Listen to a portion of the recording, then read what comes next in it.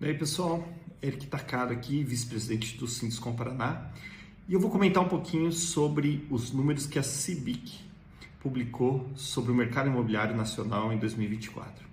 E gente, mais uma vez o nosso mercado mostrou uma resiliência grande, demonstrou crescimento, e eu vou mostrar para vocês aqui alguns comparativos que eu faço questão de compartilhar e reafirmar. Nosso mercado ele vem se mostrando como uma importante pilar da economia para o nosso PIB continuar crescendo.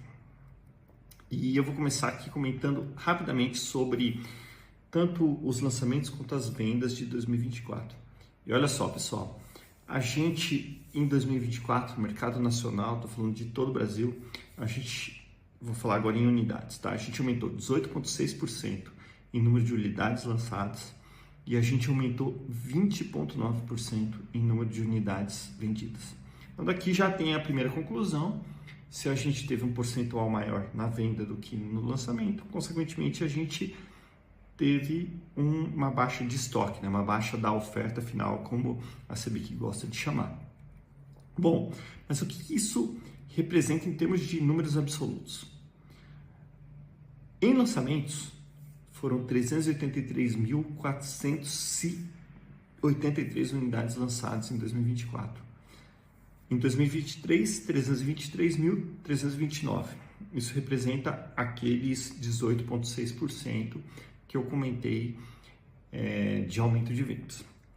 Mas se a gente falar de VGL, né, que é o volume geral de lançamentos, nós chegamos no patamar de 233 bilhões em 2024, sendo que em 2023 a gente lançou 193 bilhões. Nesse caso, a alta foi de 20,7%. E olha só, se a gente teve 18,6% em número de unidades e 20,7% em VGL, significa que a gente aumentou o preço mais do que a gente aumentou o número de unidades. E qual que é o significado disso? O significado disso é que a gente subiu o preço médio das unidades vendidas. E aqui eu não estou falando de metro quadrado, tá, pessoal? Eu estou falando simplesmente do preço médio das unidades vendidas. Bom, falando de vendas. Em vendas, nós vendemos 400.547 unidades, mais do que o volume de lançamentos, portanto, a gente baixou o estoque, como eu disse lá no início. Ante 331 mil que nós vendemos em 2019. Isso representa aquele aumento que eu falei lá atrás de 20,9%. E novamente, em VGV, né, agora em volume geral de vendas, a gente foi de 187 bi em 23 para 229 bi em 24. Representando um aumento de 22,6%, novamente acima do aumento percentual do número de unidades. Isso significa que a gente também subiu o preço médio das unidades vendidas no ano de 2024. Bom, falar rapidamente então da oferta, né? A oferta ela atingiu um pico ali na nossa série histórica no quarto trimestre de 22, com 330 mil unidades ofertadas. E a gente chegou no ponto mais baixo no terceiro TRI de 2024 com 286. A gente acabou recuperando um pouquinho dessa oferta em função de lançamentos no último trimestre e terminamos o ano com 291.000 unidades, 291.928 unidades no final de 2024, que representa aquele 7,8% de diminuição com relação ao ano 2023.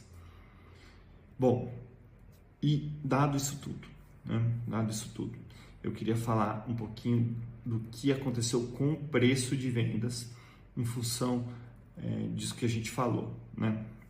Então a gente tem um comparativo que a CBIC faz entre o INCC e o preço que ela colhe nessas pesquisas de mercado. E a gente teve um ponto importante ali de flexão dessa curva, quando a curva do preço médio ultrapassou a curva do INCC lá por meados de maio, junho de 2023, onde o nosso preço ele passou a ser reajustado maior que o INCC, né? E o nosso preço ele continua assim, né? Ele continua acima da curva do INCC, continua assim desde então, e ele vem só abrindo essa boca, esse gráfico, né? Vocês vão ver aí embaixo, eu vou colocar ele aí. Isso diferente do que eu falei lá atrás, onde eu estava falando do preço médio da unidade, eu estou falando aqui do preço geral em metros quadrados, né? em uma unidade de venda, e que é muito significativo para nós, né? Significa que a gente está recuperando ou ganhando preço acima da inflação.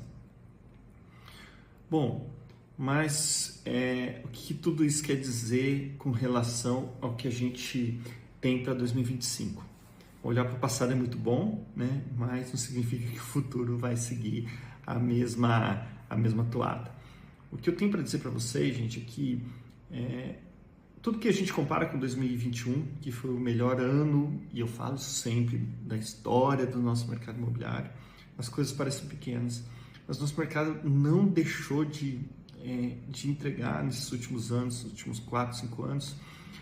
Se você olhar num gráfico, e eu vou trazer isso para vocês numa nova conversa, se você olhar isso num gráfico histórico, vocês podem ver que a gente está num patamar ainda muito superior ao patamar pré-pandemia. Ou seja, nosso mercado ele cresceu demais depois da pandemia e ele não perdeu esse tamanho, não perdeu essa força de crescimento.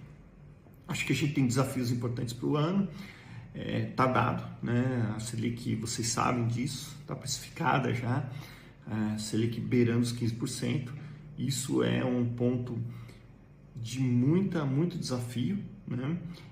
Vai trazer para nós uma dificuldade de obtenção de crédito, seja para os incorporadores, seja para os compradores finais, para os nossos clientes. Mas, dado tudo isso, eu ainda acredito que a gente tenha alguma resiliência para a gente, talvez não ter crescimento, mas ter um ano muito parecido com o ano passado. Claro que vai depender muito aí do nosso cenário macroeconômico. A gente sente que ele está entrando numa curva mais flat, mas continuamos acreditando que a gente vai conseguir entregar. A gente tem uma safra boa aí de bons lançamentos para entregar. O que foi lançado aí no último ano vendeu muito bem e a gente tem que esperar o primeiro semestre aí para sentir o que vai acontecer.